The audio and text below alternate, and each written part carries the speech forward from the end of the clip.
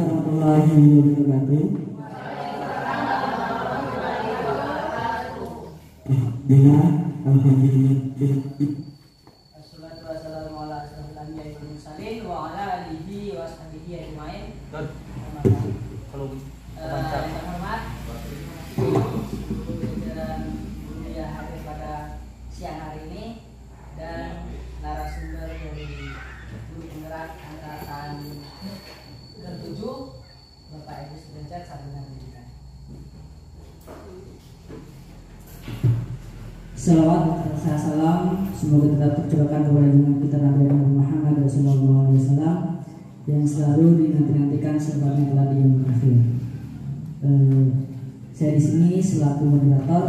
Yang pertama, saya akan memperkenalkan narasumber kita pada hari ini. Beliau nama Edris Sudrajat Sarjana Pendidikan, asal sekolah dari SMP Negeri 1 Seluma, yang merupakan calon guru penggerak angkatan 7 dari Kabupaten Seluma. Mengingat waktu sudah beranjak siang, saya langsung saja untuk kepada Bapak Edris Sudrajat. Waktu dan tempat saya berikan untuk mempresentasikan aksi nyata mengenai budaya positif. Kepada Bapak Edris Sudrajat, waktu dan tempat saya persilakan.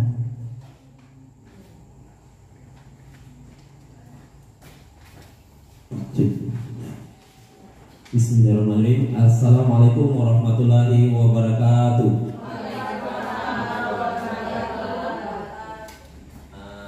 Yang terhormat Bapak Ibu guru hebat yang hadir di sini, sebelumnya saya mengucapkan terima kasih sudah menyediakan waktunya, meluangkan waktunya yang sibuk untuk bisa mendengarkan presentasi saya.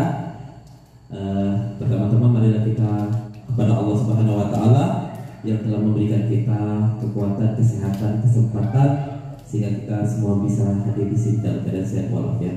Dan tak lupa pula kita bersalawat kepada Nabi Muhammad SAW.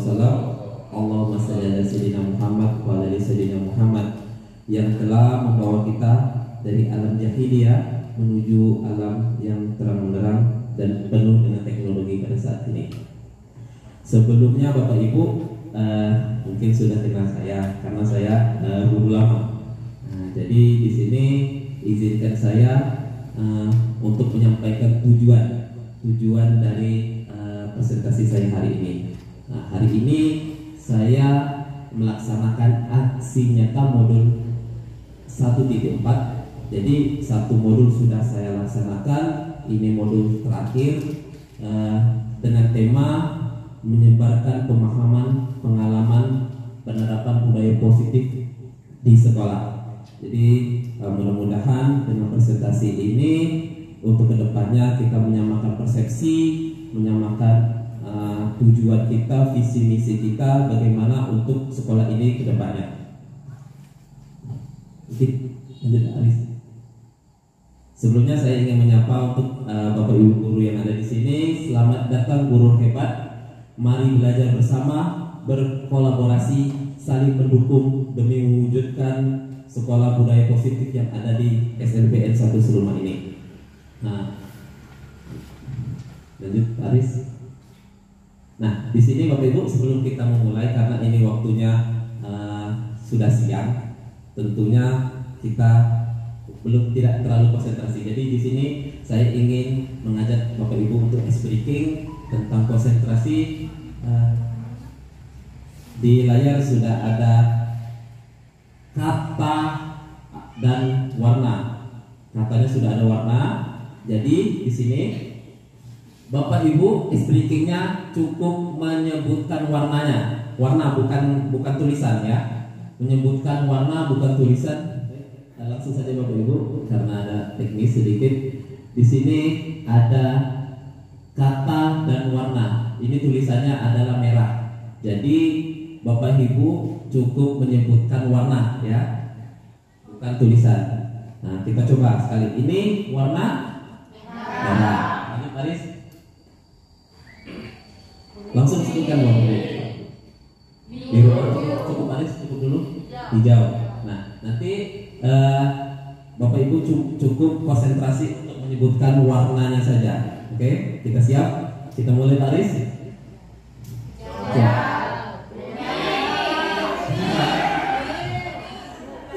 Cukup itu ice breakingnya sedikit untuk konsentrasi. Lanjut, Aris. Nah, kita langsung ke materi, Bapak Ibu. Satu dua yang kurang konsentrasi. Bapak Ibu, kita mulai dengan materi pertama, yaitu tentang konsep utama modul budaya positif. Jadi Bapak Ibu, di sini untuk menciptakan budaya positif, saya bagi menjadi 6 poin. Yang pertama, Bapak Ibu, ada perubahan paradigma. Yang kedua adalah disiplin positif dan motivasi. Yang ketiga, keyakinan kelas. Yang keempat, pemenuhan kebutuhan dasar. Yang kelima, posisi kontrol. Dan yang terakhir, restitusi. Jadi restitusi di sini termasuk di bagian di posisi kontrol. Nanti kita akan bahas satu-satu. Jadi mohon izin Bapak Ibu untuk menjelaskan, bukan berarti saya paham dan tahu semuanya. Di sini masih banyak guru-guru yang senior yang lebih paham, tapi kita berkolaborasi untuk menyamakan paradigma dan persepsi. Lanjut Bapak Ibu, sebelum ke materi, sebelumnya kita harus mengetahui dulu budaya positif itu apa sih? Nah, jadi budaya positif itu apa sih menurut Bapak Ibu?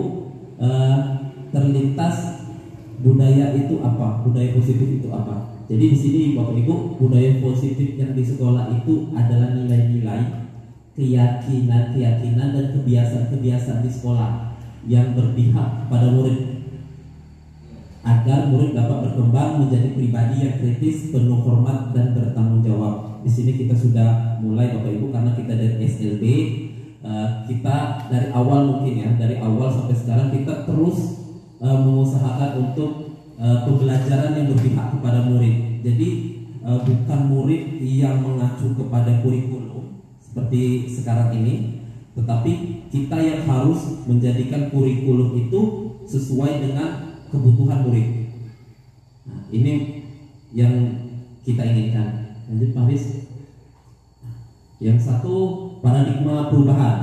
Untuk materi satu, perubahan paradigma baru, yaitu sudut pandang baru yang dirancang berdasarkan prinsip pembelajaran yang terdiferensiasi, sehingga setiap siswa belajar sesuai dengan kebutuhan dari tahap perkembangannya untuk mewujudkan profil pelajar Pancasila. Jadi kita sama-sama Bapak Ibu, paradigmanya kita rubah, pola pikir dan tujuan kita seperti sekarang ini sudah kita laksanakan kemarin IKM. Kita mewujudkan profil pelajar Pancasila yang ada di sekolah. Kemarin kita sudah tahu profil Pancasila apa aja Bapak Ibu. Yang pertama ada beriman, bertakwa kepada Tuhan Yang Maha Esa, dan berakhlak mulia. Kemudian mandiri. Yang ketiga bergotong royong. Yang keempat berkebinakaan global. Yang kelima bernalar kritis. Yang terakhir kreatif. Dan itu yang ingin kita wujudkan di SLBN 1 Serumah Bapak Ibu. Nah, ini untuk materi kedua, disiplin positif. Nah, menurut Bapak Ibu, sebelum kita lanjut, disiplin itu terlintas di benak Bapak Ibu apa? Satu kata. Taat. Disiplin. Satu kata kalau terdengar disiplin. Kata tadi taat. Patuh. Disiplin. Mungkin hukuman ada? Bisa hukuman. Apalagi Bapak Ibu? Disiplin itu satu kata. Hukuman, aturan mungkin, ya. Nah, itu yang terlintas di benak kita. Lanjut Pak Aris. Nah, tertib ya. Disiplin positif ini yang ingin kita laksanakan di sekolah. Kebanyakan kita mendengar kata disiplin itu pasti berhubungan dengan kata tertib, teratur, dan kepatuhan kepada peraturan. Kata disiplin di sini juga sering dihubungkan dengan hukuman Bapak Ibu. Ini di kita selama ini. Padahal itu sesungguhnya berbeda. Karena belajar tentang disiplin positif itu tidak harus dengan memberi hukuman. Justru itu adalah salah satu alternatif terakhir dan kalau perlu tidak digunakan sama sekali. Nah, jadi disiplin itu tidak perlu dengan hukuman. Nanti kita jelaskan. Nanti di sini ada hukuman, konsekuensi dan juga ini apa bedanya nanti kita akan jelaskan. Lanjut Paris. Nah, sebagai peserta sebagai pendidik, kita sebagai guru tujuan kita adalah untuk menciptakan anak-anak yang memiliki disiplin diri sehingga mereka bisa perilaku dengan mengacu pada nilai-nilai kebajikan universal sehingga motivasi yang terbangun adalah motivasi intrinsik bukan ekstrinsik. Jadi motivasinya tuh ada di dalam bukan dari luar. Seperti hukuman tadi kan dari luar itu. Nah, jadi disiplin positif itu merupakan salah satu cara penerapan disiplin yang bertujuan untuk menumbuhkan kesadaran dan memberdayakan anak untuk melakukan sesuatu tanpa sogokan, tanpa ancaman ataupun tanpa hukuman. Itu yang ingin kita laksanakan Bapak Ibu. Di Paris. Nah, sesuai dengan kedisiplinan tadi, motivasi perilaku manusia. Motivasi ini Bapak Ibu merupakan dorongan yang timbul dari diri seseorang yang memberikan kekuatan untuk melakukan sesuatu tindakan dalam mencapai tujuan. Nah, di sini kebanyakan kita ada 3 motivasi untuk kita melakukan disiplin. Yang pertama, menghindari ketidaknyamanan atau hukuman. Itu biasanya kebanyakan seperti itu Bapak Ibu. Orang disiplin karena menghindari hukuman. Di sekolah murid melakukan disiplin karena ia takut dihukum. Kemudian mendapatkan imbalan penghargaan dari orang lain. Di sini murid melakukan disiplin karena ingin mengharapkan imbalan. Seperti sering kita temui ada beberapa anak yang mau nyapu kalau diupah, mau ngangkat sampah mau diupah. Ini disiplin yang nomor 2. Yang ketiga, menghargai nilai-nilai kebajikan diri sendiri. Nah, ini yang kita harapkan Bapak Ibu. Murid melakukan disiplin itu karena dia sadar akan nilai kebajikan dirinya. Jadi dia sadar akan manfaat dan juga apa tujuan dari dia melakukan itu. Nah, yang selanjutnya Bapak Ibu, nilai kebajikan dan keyakinan kelas. Nah, di sini nilai dan aturan kebajikan yang disepakati bersama di dalam kelas. Nah, itulah keyakinan kelas Bapak Ibu. Nah, di sini ada pendapat dari Gosen. Suatu keyakinan akan lebih memotivasi seseorang dari dalam atau memotivasi secara intrinsik. Seseorang akan lebih bergerak dan bersemangat untuk menjalankan keyakinan daripada hanya sekedar mengikuti serangkaian peraturan. Jadi Bapak Ibu, ada baiknya ketika kita masuk di dalam kelas itu tuh kita punya keyakinan kelas, dan keyakinan kelas ini kita buat secara bersama-sama. Beda dengan hukuman. Kalau hukuman itu tuh diktator dari guru. Melakukan kesalahan ya harus dihukum. Nah, sedangkan keyakinan kelas ini kita tujukan anak yang kalau terlambat bagaimana. Kalau ini bukan dari kita, dari anak. Mungkin ada beberapa anak kita yang berkebutuhan khusus yang kelas rendah masih bisa kita bantu arahkan untuk keyakinan kelas. Nah, di sini harus untuk menciptakan budaya positif juga kita harus mempertimbangkan 4 kebutuhan dasar Bapak Ibu. Nah, disinilah yang tadi ada konsumsi tadi materinya. Jadi di sini yang pertama bertahan hidup, yang kedua kasih sayang dan rasa terima kasih, penguasaan, kebebasan dan kesenangan. Nah, seperti kita ketahui kebutuhan dasar manusia yang kita ketahui itu ada 2 biasanya, kebutuhan primer dan kebutuhan sekunder. Jadi di sini kita bagi lagi menjadi 5 untuk anak didik kita. Nanti Paris kita bahas satu-satu, yaitu kebutuhan bertahan hidup. Di sini kebutuhan bertahan hidup seperti kebutuhan primer Bapak Ibu adalah kebutuhan yang bersifat fisiologis untuk bertahan hidup, misalnya kesehatan atau rumah atau pakaian dan sebagainya. Nah, karena kita ketahui bahwa ada anak kita tidak fokus ke sekolah karena kenapa? Karena tidak makan dari rumah. Nah, Ada anak yang minder karena kenapa? Karena dia bajunya lusuh atau tidak punya sepatu. Nah, itu berarti ada salah satu kebutuhan anak-anak yang tidak terpenuhi. Yang kedua itu cinta kasih sayang, kebutuhan untuk diterima. Ini biasanya anak-anak yang caper, cari perhatian. Dia kebutuhannya untuk kasih sayang di rumah kurang, sehingga dia mencari kebutuhan di kasih sayang di sekolah. Atau dengan bapak ibu guru di sini di kelasnya kurang bisa menurut dia menyayangi dia mencari kasih sayang dengan guru yang lain. Makanya sering mengganggu di kelas lain kadang itu kan. Biasanya anak lama baru pindah guru lain, dia cari guru kelas yang lama karena dia merasa nyaman dengan guru yang itu. Kebutuhan ini juga meliputi keinginan untuk tetap terhubung dengan orang lain seperti teman, keluarga, pasangan hidup, teman kerja, binatang peliharaan, dan kelompok di mana kita bergabung. Anak-anak yang memiliki kebutuhan dasar cinta dan kasih sayang yang tinggi biasanya ingin disukai dan ingin diterima di lingkungannya. Mereka juga akrab dengan orang tuanya. Biasanya mereka juga belajar karena suka pada gurunya.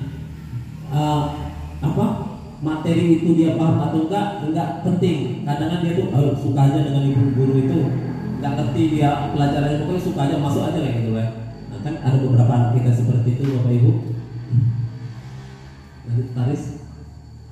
Nah, yang ketiga yaitu penguasaan kebutuhan atau pengakuan atas kemampuan. Nah, ini kebutuhan ini berhubungan dengan kekuatan untuk mencapai sesuatu, menjadi kompeten, menjadi terampil, diakui atas prestasi dan keterampilan kita, didengarkan dan memiliki rasa harga diri. Jadi ada beberapa anak kita yang kalau kita puji kan, semakin semakin bertenaga. Wah ini rajin sekali, ini kita puji-puji kan, dia merasa ini saya dihargai nih, kebutuhan pengakuan atas kemampuan dia. Karena kebanyakan anak-anak kita kan terbatas untuk kemampuan dia. Jadi dengan adanya beberapa pujian yang kita berikan kepada anak, dia merasa inilah kemampuan keterampilan saya yang saya tunggu-tunggu katanya. Mereka juga bisa rapi dan sistematik dalam selalu ingin mencapai yang terbaik. Lanjut, Paris. Nah, yang selanjutnya ini kebebasan Bapak Ibu, kebutuhan akan pilihan. Jadi Bapak Ibu, anak-anak terkadang tidak mau ditekam, ya. Anak-anak tidak mau terlalu ditaktor oleh gurunya. Jadi adanya kebebasan itu perlu kita laksanakan di dalam kelas. Nah, mungkin sebagai contoh bisa kita pembelajaran itu tidak harusnya di dalam kelas, bisa di luar. Nanti nyambung dengan yang lain. Kebebasan yang tinggi menginginkan pilihan karena perlu banyak bergerak, suka mencoba-coba, tidak terlalu terpengaruh orang lain, dan senang mencoba hal yang baru. Ini mungkin karakteristik anak. Ada beberapa anak kita yang seperti itu Bapak Ibu. Nah ini yang terakhir yaitu kesenangan, kebutuhan untuk rasa senang. Biasanya ini anak yang kurang main. Kebutuhan dan kesenangan, ada kebutuhan untuk mencari kesenangan bermain dan tertawa. Karena Bapak Ibu, kebutuhan kita ini atau kebutuhan anak kita ini setiapnya berbeda-beda. Ada yang butuh main sejam cukup, ada yang 2 jam, atau yang bahkan seharian. Jadi ketika anak-anak kita dari beberapa poin yang saya sampaikan tadi, ada satu yang kebutuhannya tidak tercapai, oleh sebab itulah anak itu berontak atau terlalu hiperaktif atau dan sebagainya. Mungkin kalau anak autis kan kebutuhan yang kebutuhan primer tadi ya, kebutuhan konsumsi yang terlalu tinggi sehingga dia terlalu aktif kalau kita di tempat kita kan Bapak Ibu. Lanjut Paris. Nah, di sini ada pertanyaan Bapak Ibu, pertanyaan pematik. Mungkin bisa Bapak Ibu jawab nantinya. Kira-kira ini kebutuhan mana yang kurang dari anak ini? Nah, yang pertama, Ibu Ambar, guru wali kelas 2A di SD Pelita Hati, sedang bingung menghadapi ulah salah satu murid di kelasnya bernama Doni. Nah, jadi Doni ini bingung ibu gurunya menghadapi ini doni ibu. Jadi beberapa anak di kelas doa telah datang padanya dan mengeluh. Doni seringkali meminta bekal makan siang. Karena paksa. Jadi Doni ini sering ngambil barang, khususnya ini makanan Bapak Ibu. Jadi hati-hati nih. Jika Anda menghadapi situasi seperti ibu ini, jika Bapak Ibu menghadapi situasi seperti ini, apa yang Bapak Ibu lakukan? Menurut Bapak Ibu, kira-kira apa alasan Doni melakukan hal itu? Jadi kebutuhan, kira-kira Bapak Ibu dari kebutuhan tadi, kira-kira kebutuhan apa yang kurang dari Doni? Dia sering merampas makanan dari anak-anak yang lain.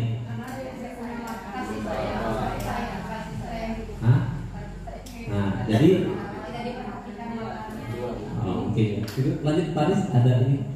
Ini mungkin jawaban kita berbeda-beda Bapak Ibu, tapi yang pastinya karakteristik untuk melihat kebutuhan anak ini yang perlu kita perhatikan Bapak Ibu. Jadi di sini Doni ini melakukan tindakan tersebut agar mengetahui kebutuhan mana yang sedang berusaha dipenuhi Doni ini. Dalam kasus ini, apabila jawaban Doni ketika kita tanya jawaban dia lapar, berarti sudah kita tebak Bapak Ibu, orang tuanya tidak menyiapkan bekal dari pagi.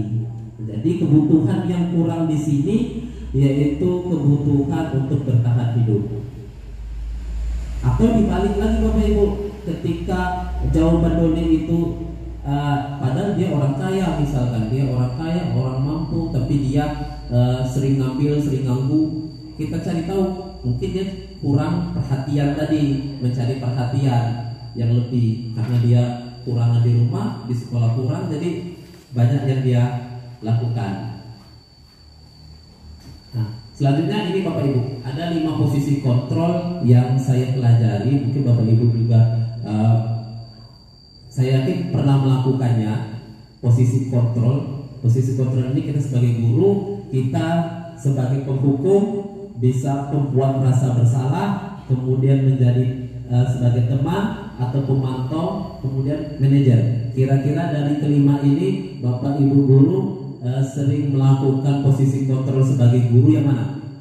Atau sebagai penghukum, atau pembuat rasa bersalah, atau sebagai teman, atau hanya sebagai pemantau, atau sebagai manajer?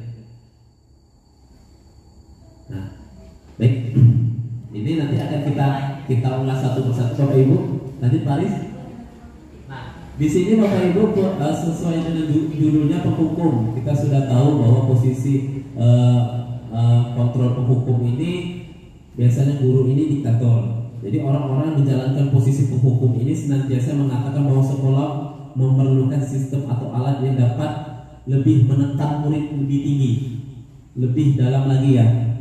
Guru-guru menerapkan posisi penghukum akan berkata, patuhi aturan saya, kamu tidak boleh seperti ini, kamu tidak boleh seperti itu, diktator. Jadi sama kayak kalau melakukan hukum, tanpa mengetahui alasan dia melakukannya. Nanti Haris. Selanjutnya Bapak Ibu yaitu pembuat rasa bersalah. Nah, di sini posisi guru untuk poin yang nomor 2, yaitu pada posisi ini biasanya guru akan bersuara lebih lembut.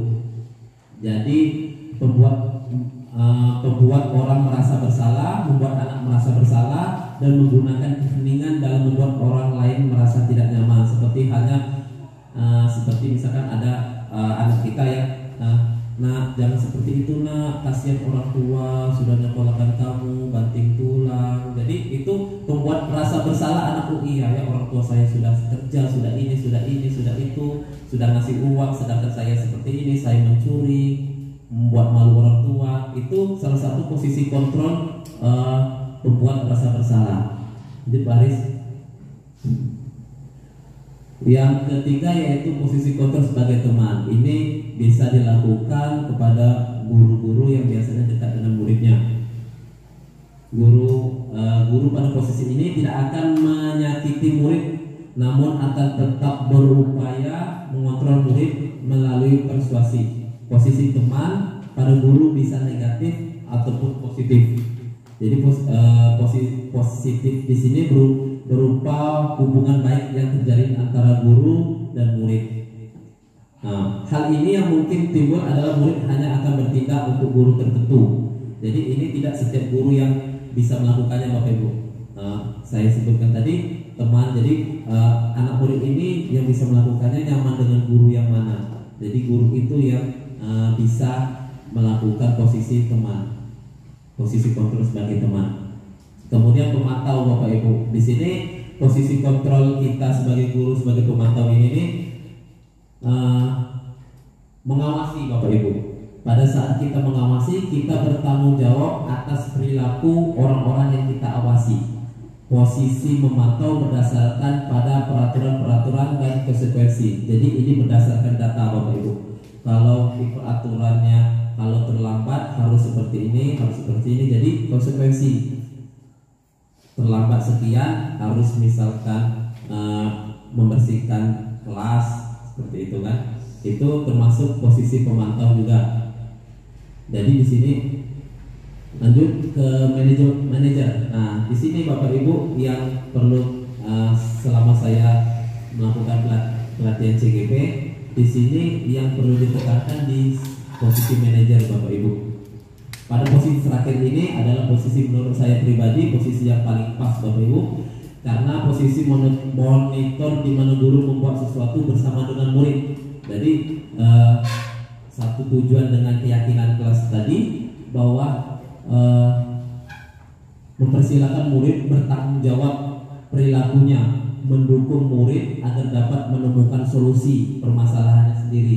Jadi sama halnya seperti kita mengisi esai, Bapak Ibu, ada permasalahan, solusinya apa, ditanyakan balik, kesalahan kamu apa, solusinya bagaimana, cara memperbaikinya bagaimana. Jadi itu dari murid. Oh iya Pak, saya salah numpahkan gelas di pel, kemudian gimana caranya, minta maaf dan sebagainya. Jadi posisi manajer ini kita mengajak anak untuk menyadari kesalahannya, Bapak Ibu. Nah, di manajer ini murid untuk diajak untuk menganalisis, Bapak Ibu. Yang saya sampaikan tadi, seorang manajer bukannya memisahkan murid dari kelompoknya, tetapi mengembalikan murid tersebut ke kelompoknya dengan baik dan kuat. Jadi Paris. Nah, ini tadi Bapak Ibu restitusi. Mungkin Bapak Ibu pernah mendengarnya.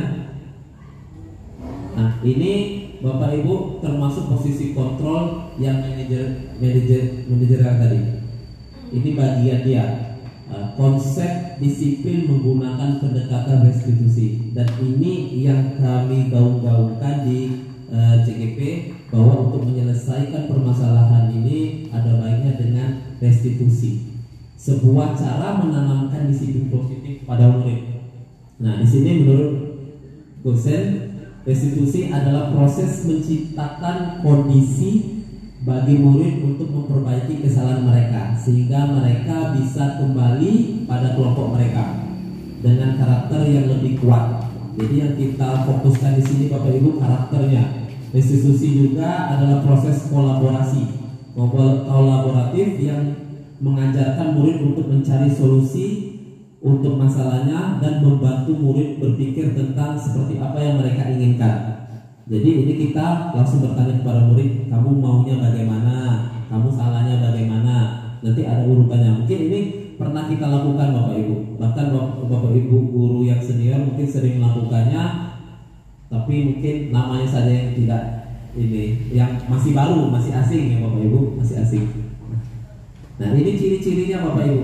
Ciri-cirinya yang pertama, restitusi ini bukan untuk menebus kesalahan, namun untuk belajar dari kesalahan. Kemudian restitusi ini memperbaiki hubungan. Ya, misalkan ada anak yang ribut, bukan kita pisahkan, tapi bagaimana cara anak itu menyadari apa salahnya sehingga dia mau meminta maaf sendiri, bukan disuruh ya Bapak Ibu di sini. Kemudian restitusi adalah tawaran. Jadi guru ini menawarkan, bukan paksaan. Kemudian restitusi menentukan untuk melihat ke dalam diri.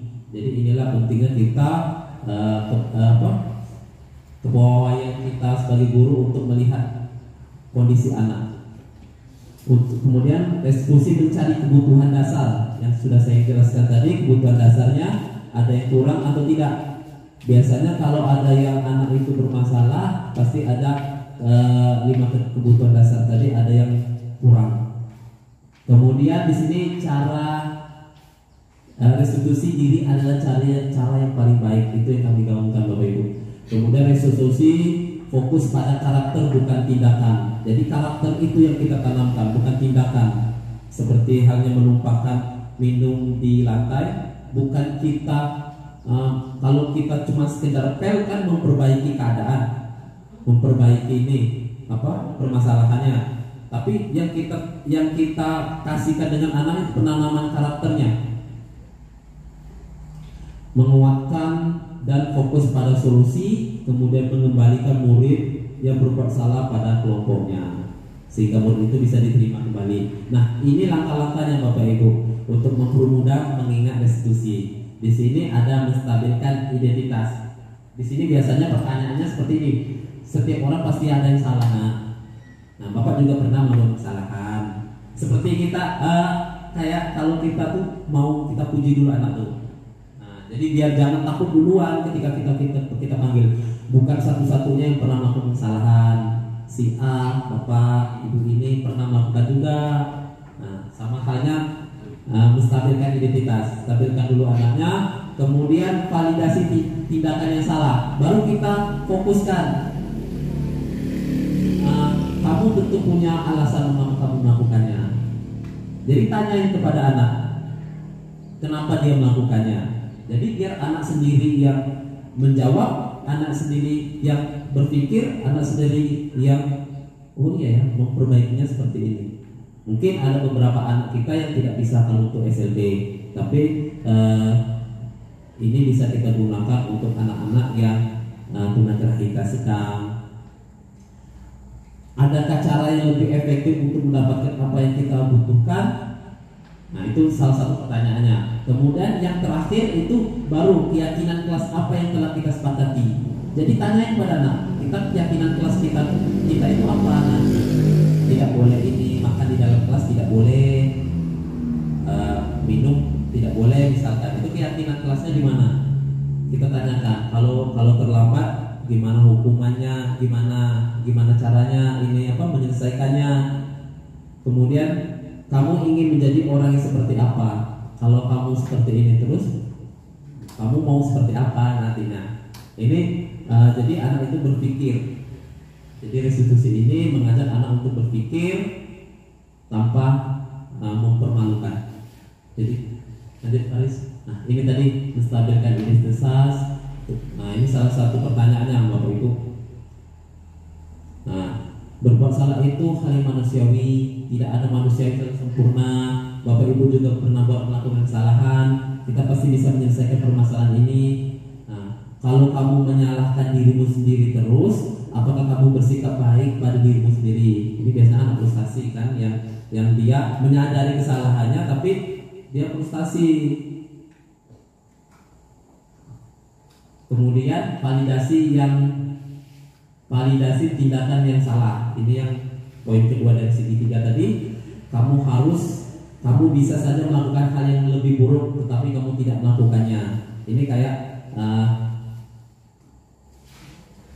kamu kalau marah pasti akan melakukan lebih buruk, bisa melakukan lebih buruk. Tapi yang ini enggak terlalu buruk. Jadi kayak tindakan yang salah itu tuh tidak kita terlalu jatuhkan anak. Jadi inilah Bapak Ibu pentingnya kita mengetahui karakteristik anak. Anak kita tuh mau bagaimana. Atau ada beberapa anak kita kan yang kita tegur sedikit saja padahal menurut kita tidak kasar, itu udah nangis Bapak Ibu. Ayo nak belajar, nangis. Jadi itulah pentingnya, itulah susahnya sebenarnya untuk guru SLB. Jadi kita nih harus mencari karakteristik anak dulu. Beda halnya kalau di tempat umum kan Bapak Ibu. Kemudian apa yang penting bagi kamu? Kamu boleh tetap berusaha menjaga sikap itu, tapi tambahkan sikap yang lain yang baru. Ini bisa digunakan juga kalau anak yang berebut pensil atau apa kan. Apa kamu bisa melakukan hal yang lebih baik besok lagi? Ini untuk pertanyaan yang ketiga, menanyakan keyakinan. Nah, di sini Bapak Ibu kita tanyakan keyakinan, kepercayaan di kelas di sekolah kita apa? Nilai-nilai kebajikan apa yang kita sepakati di dalam kelas atau di sekolah? Kelas itu idealnya seperti apa? Ini kita tanyakan kepada anak-anak dengan bahasa yang mudah dipahami. Ini pentingnya poin guru. Kedekatan guru juga penting. Apa yang kamu rasakan ketika kamu melakukan itu? Kamu jadi orang seperti apa? Nah, kalau marah, kamu merasakan apa? Jadi, ini salah satu konsep disiplin identitas yang gagal dan berhasil. Ini yang kita yang restitusi ada di kolom ketiga. Jadi di sini Bapak Ibu ada identitas yang gagal dengan menggunakan disiplin hukuman. Disiplin hukuman ini sesuatu yang menyakiti atau melebihi batas, bisa tidak nyaman untuk murid dalam jangka waktu yang panjang. Murid akan tersakiti, perilaku pasif agresif yang meningkat. Ini biasanya anak kita kan kalau sering dihukum lebih emosi biasanya. Ada juga beberapa anak seperti itu. Kemudian perlu hanya ada sebuah institusi, tidak berkelanjutan pada kehidupan nyata. Peraturannya adalah kamu harus, berarti diktator tadi Bapak Ibu. Murid nantinya akan membenci aturan Bapak Ibu. Bukan hanya murid, mungkin kita juga kan Bapak Ibu sering kalau dihukum yang terlalu berlebihan, dibuat malu dan juga sebagainya, mungkin itu kurang tepat dan itu identitas konsep disiplin yang gagal. Nah, ini disiplin yang berhasil Bapak Ibu. Yang pertama yaitu sanksi atau konsekuensi. Nah, ini berada di posisi tengah, netral Bapak Ibu. Sesuatu yang harus terjadi, tidak nyaman untuk murid dan anak. Korbannya biasanya bisa diabaikan, murid anak dibuat tidak nyaman. Kemudian apakah peraturannya, mampukah kamu melakukannya? Kemudian murid akan menghormati peraturan. Ini konsekuensi yang kesepakatan yang sudah dibuat. Kemudian kalau restitusi ini Bapak Ibu, ini perbedaannya. Restitusi merupakan pilihan. Jadi kalau konsekuensi tadi merupakan sesuatu yang saklek sesuai dengan aturan. Kemudian kalau restitusi itu adalah pilihan. Memang kita punya aturan, tapi di restitusi ini anak dituntut untuk menyadari sendiri aturan atau kesalahan dia. Kemudian menguatkan untuk murid anak dalam jangka waktu panjang. Kemudian korban mendapatkan ganti. Salah satunya contoh misalkan ada anak yang tarik-tarikan baju. Salah satunya melepaskan baju anak sehingga nangis. Jadi anak yang menarik baju tadi disuruh untuk memperbaiki. Nah, ketika diperbaiki itu guru, sebagai guru kita harus membantu Bapak Ibu, bukan mengerjakan.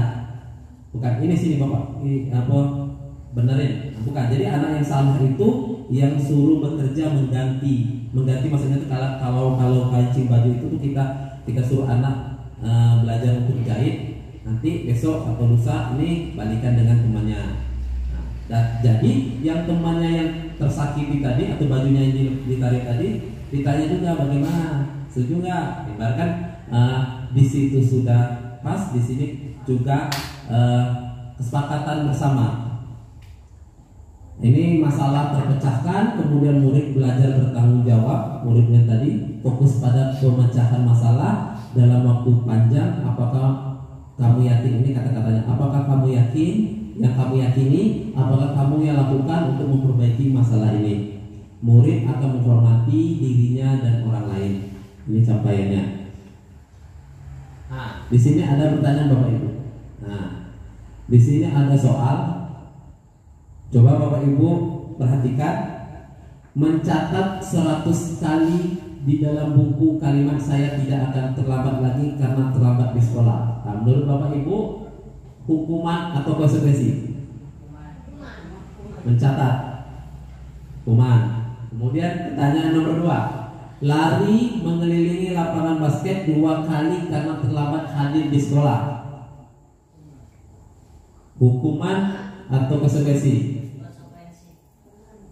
Hukuman atau konsekuensi? Dari hukuman konsekuensi. Oke, lanjut. Ketiga, murid diminta untuk push up 15 kali karena tidak menggunakan masker di sekolah. Hukuman atau konsekuensi? Konsekuensi. Kemudian menggantikan kertas tugas teman yang telah tercoret-coret. Konsekuensi. Membersihkan tumpukan air di meja tulis karena tersenggol pada saat belajar. Konsekuensi. Meminta murid tidak menggunakan sepatu seharian di sekolah karena tidak menggunakan sepatu hitam. Hukuman. Kemudian lari mengelilingi lapangan basket 2 kali karena terlambat 10 menit untuk pelajaran PJOK. Lari mengelilingi lapangan basket 2 kali karena terlambat 10 menit untuk pelajaran PJOK. Nah, konsekuensi atau hukuman? Ada yang hukuman atau konsekuensi? Oke, lanjut, kita perhatikan jawabannya. Nah, ini Bapak Ibu mencatat 100 kali itu hukuman, kemudian mengelilingi lapangan itu 2 kali karena terlambat hadir ke sekolah itu hukuman. Push up itu termasuk hukuman karena gini Bapak Ibu, apa hubungannya tidak memakai masker dengan push up? Sama halnya nanti di poinnya ini. Nanti kita pelajari dulu yang membersihkan tumpukan air di meja senggol itu konsekuensi. Murid disuruh untuk menggunakan sepatu seharian karena tidak menggunakan sepatu, jadi itu hukuman juga karena anak merasa malu Bapak Ibu. Kan tadi kita bahas bahwa hukuman itu membuat anak merasa malu, merasa marah. Kemudian lari mengelilingi lapangan basket 2 kali karena terlambat 10 menit untuk pelajaran PJOK. Nah, di sini Bapak Ibu, di sini ada konsekuensi, di sini lari, jawabannya konsekuensi, dan di sini lari juga, tapi jawabannya hukuman. Bedanya di mana Bapak Ibu? Bedanya,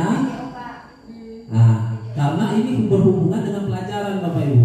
Jadi apa hubungannya lari dengan terlambat? Apa hubungannya ini dengan pakai masker dengan hapus art misalkan? Tidak ada hubungannya Bapak Ibu. Jadi itu tidak bisa membantu. Bahkan kalau yang tadi, yang lari tadi untuk ini karena dia pelajaran PJOK, karena berhubungan. Kecuali kalau misalkan mencatat sesuai dengan fungsi anak Bapak Ibu. Kita akan lebih mengetahui kondisi anak.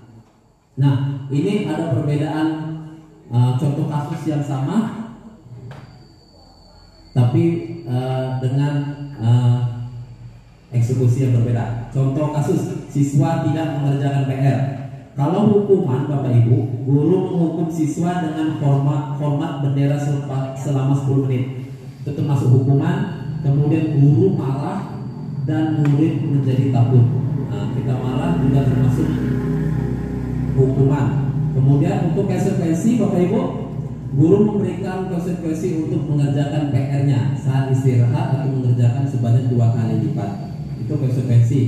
Kemudian yang ketiga, guru tegas dan menghormati peraturan.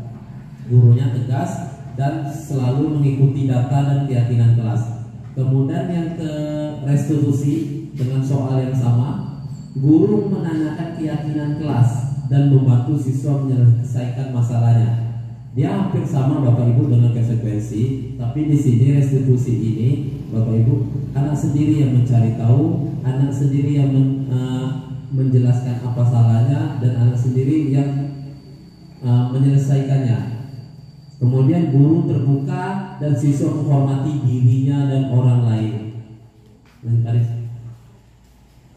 Nah, ini ada kasus, ini ada beberapa kasus yang mungkin kasus kita juga. Ada anak yang mencontek saat ujian. Latar belakangnya di sini anaknya masih mencontek saat ujian. Mungkin kita ada Bapak Ibu, seperti anak saya kemarin melihat anak yang samping tidak salah, tidak benar, dia nyontek sama padahal belum tentu benar Bapak Ibu. Nah, tujuannya membentuk murid untuk berperilaku jujur. Walaupun salah nggak apa-apa, yang penting jujur. Itu karakteristik karakter yang ingin kita capai. Kemudian tolak ukur Bapak Ibu, tidak ada murid yang mencontek ketika ulangan. Murid memiliki rasa percaya diri dan kemampuan. Kemudian tindakan yang dilakukannya itu Bapak Ibu memberikan pemahaman kepada murid terkait pentingnya kejujuran. Jadi karakter ini yang kita tanam di sini Bapak Ibu.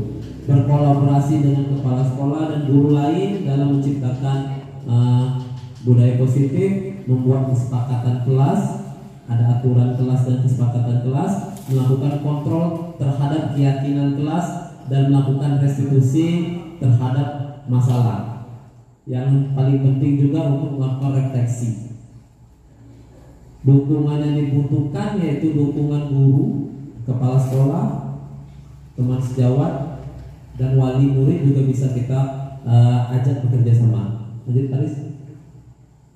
Nah, ini tadi Bapak Ibu kesimpulannya dari materi hari ini ada 6, yaitu perubahan paradigma yang sebelumnya sebenarnya condong kita untuk paradigma itu yang Ki Hajar Dewantara. KHD itu Ki Hajar Dewantara tentang profil Pancasila. Nah, ini kisah Ki Hajar Dewantara Bapak Ibu. Rupanya Ki Hajar Dewantara ini memiliki anak disabilitas juga, sehingga ada dia ketika itu anaknya lagi rewel dan hampir membuat anaknya meninggal karena dia terlalu sibuk dengan urusannya, sehingga dari situlah tercetus pendidikan berpusat berhamba kepada murid. Jadi ketika dia diasingkan di luar negeri, dia sebagai seorang cowok yang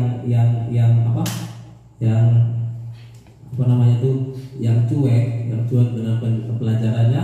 Dia anaknya yang disabilitas itu rewel, nangis, nggak diam-diam, sehingga dia bawa anaknya keluar, sehingga posisi saat itu anaknya itu tuh kedinginan. Pada saat itu kan musim salju, musim dingin, dan itu hampir meninggal.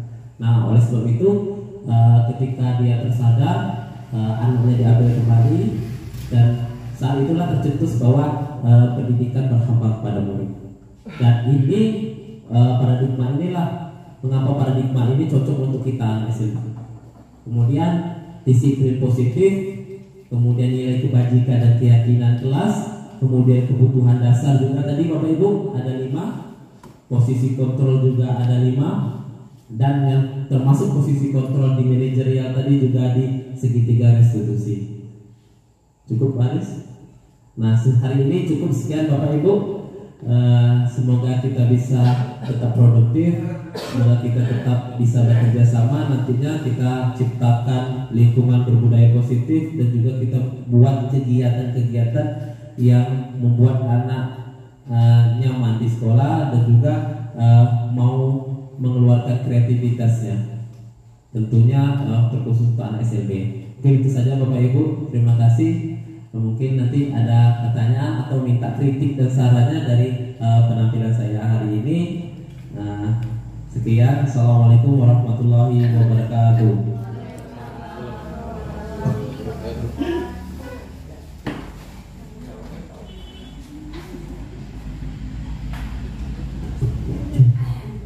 Terima kasih kepada Bapak Idris Derajat yang sudah memaparkan beberapa materi yang luar biasa menurut saya.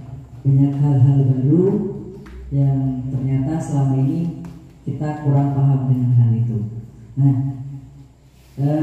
saya buka untuk sesi tanya jawab. Silakan yang ingin bertanya. Assalamualaikum warahmatullahi wabarakatuh. Terima kasih kepada Pak Idris atas pemaparan materinya, sangat jelas dan mudah dimengerti gitu. Karena bagi kami ada beberapa istilah asing yang kalau pertama kali baca apa ya ini, kayak restitusi tadi, tapi setelah dijelaskan alhamdulillah saya pribadi merasa lebih kayak tercerahkan gitu Pak. Cuma mungkin masukan dari saya untuk beberapa slide itu kan ada yang tulisannya kecil-kecil sekali ya Pak.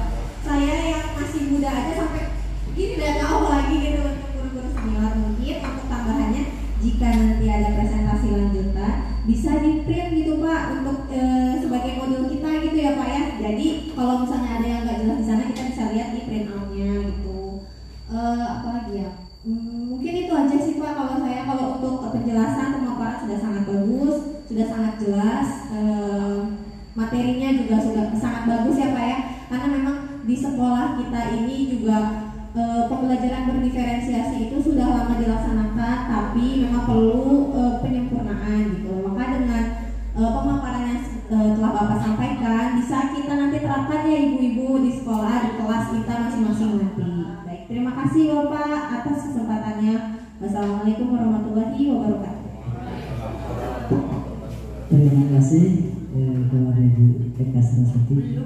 Ataupun selanjutnya silakan untuk ibu-ibu bapak-bapak yang lain, barangkali ada yang ingin disampaikan atau ditanyakan.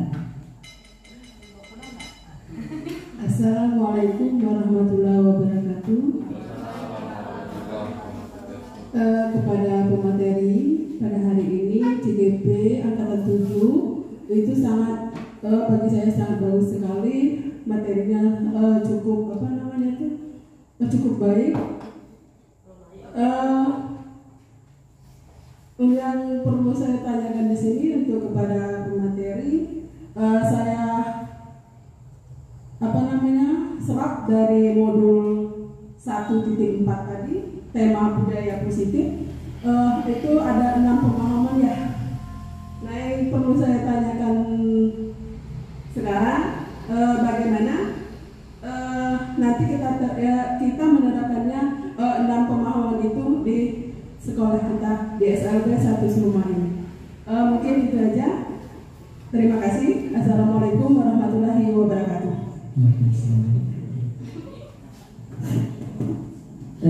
Berarti mungkin pertanyaan dipersingkatkannya begini: bagaimana menerapkan sistem respirasi untuk menyikapi permasalahan-permasalahan yang ada di SMP?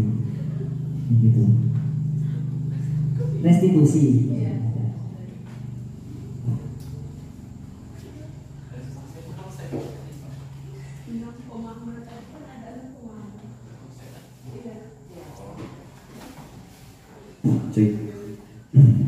Baik, terima kasih atas pertanyaannya untuk Ibu Eka dan juga Ibu Neti.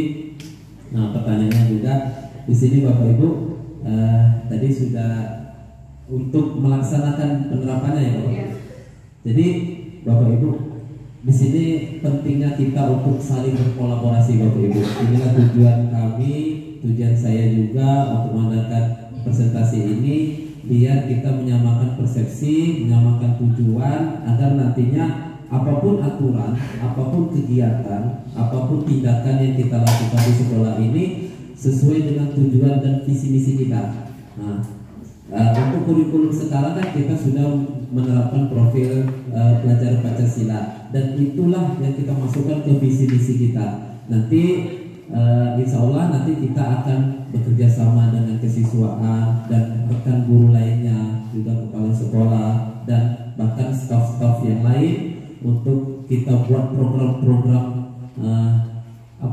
program-program di luar sekolah, kayak misalkan jalan, dia bisa jalan, bisa bermain dan juga bisa belajar, dan itu sangat terkesan untuk anak. Kita buat program-program yang berkesan. Kalau untuk program lainnya Bapak Ibu, mungkin kita lakukan seperti kayak jalan santai, kebersihan, dan juga kita menerapkan sholat duha setiap hari. Yang perlu kita perhatikan itu adalah konsistensinya Bapak Ibu. Jadi konsisten dan juga kerjasama Bapak Ibu untuk menerapkan ini. Mungkin kita bisa tambahkan juga Ibu Neti sebagai guru agama, bisa kita terapkan untuk religiusnya kita tingkatkan. Mungkin itu saja Bapak Ibu. Ada yang lain?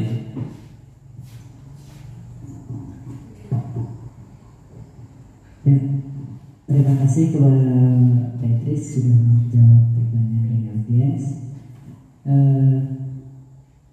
Bagaimana Bu Neti, apakah sudah jelas?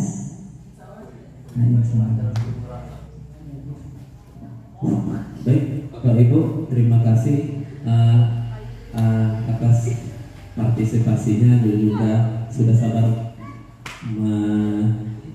hadir di sini untuk melihat presentasi saya. Di sini saya akan tutup dengan satu kisah Bapak Ibu, dan insya Allah nanti ini dan juga menjadi motivasi saya. Ini ada suatu kisah tentang kesabaran dan keikhlasan Bapak Ibu. Ini kisah ini yaitu saya ambil dari sumber dana dari kisah-kisah yang insya Allah dari ceramah-ceramah Ustaz, dan insya Allah ini bermanfaat untuk kita. Ada seorang supir ambulan. Seorang supir ambulan ini ditanya dengan Ustaz, Bapak, supir ambulan ini bukan seorang Ustaz, tapi dia seorang biasa yang hanya bekerja. Jadi ditanya dengan Ustaz, Bapak, gaji Bapak berapa? Gaji Bapak berapa? Gaji saya hanya 100.000. Itu saya nggak tahu itu Ustaz itu pakai bahasa Malaysia, mungkin 100.000 ringgit atau 100.000 rupiah, saya kurang jelas di situ. Tapi dia mengatakan yang penting, yang pastinya dengan uang segitu sangat kecil. Jadi apa kata Bapak itu tuh? Masya Allah Bapak, kata Ustaz itu, apa cukup untuk 1 bulan? Sedangkan Bapak punya anak, Bapak punya istri, Bapak juga bekerja siang dan malam standby 24 jam. Karena dia supir ambulan, dia standby, apapun dipanggil langsung datang, itu standby, dan dibayar hanya kecil. Apa jawab Bapak itu? Dia menjawab, Ustaz, saya bekerja bukan untuk manusia, saya bekerja untuk Allah. Dan alhamdulillah anak-anak saya semuanya sudah sarjana, anak-anak saya semuanya beasiswa, dan bahkan ketika saya sakit stroke katanya ada yang bayarin, tapi saya nggak tahu sampai sekarang kan. Nah, jadi Bapak Ibu, seorang yang biasa memahami prinsip dan konsep kesabaran keikhlasan itu sangat luar biasa, dan ini yang patut kita contoh Bapak Ibu, bahwa kita mengajar di SLB ini jangan kita hitung dengan materi Bapak Ibu. Suatu saat Allah akan membalas kita dengan berbagai macam cara, baik dengan kesuksesan anak, dengan kemudahan permasalahan kita, dengan hari tua kita, atau bahkan di akhirat Bapak Ibu. Karena kebanyakan kita sebagai guru, terkhusus untuk guru-guru yang ada di Bengkulu Bapak Ibu, saya apresiasi guru-guru yang juga dari luar Jawa, luar daerah, saya apresiasi karena Bapak Ibu kalau menyadari bahwa Bapak Ibu itu adalah fisabilillah. Bapak Ibu itu adalah orang-orang berjuang di jalan Allah. Ketika fisabilillah atau orang yang berjuang di jalan Allah, ketika menempuh mengajar di sini dengan keadaan ikhlas dan sabar, doanya pasti diijabah. Salah satu doa yang tak tertolak adalah seorang musafir, seorang yang terzalimi dan masih banyak lagi. Mudah-mudahan kita Bapak Ibu kita bisa ikhlas dan sabar untuk menghadapi dan berjuang di sini. Dan saya terima kasih, saya sebagai orang Seluma, walaupun Bapak orang Jawa, mengucap terima kasih juga untuk Bapak Ibu guru yang dari luar daerah yang mau berjuang, mau mengajar di SLB ini.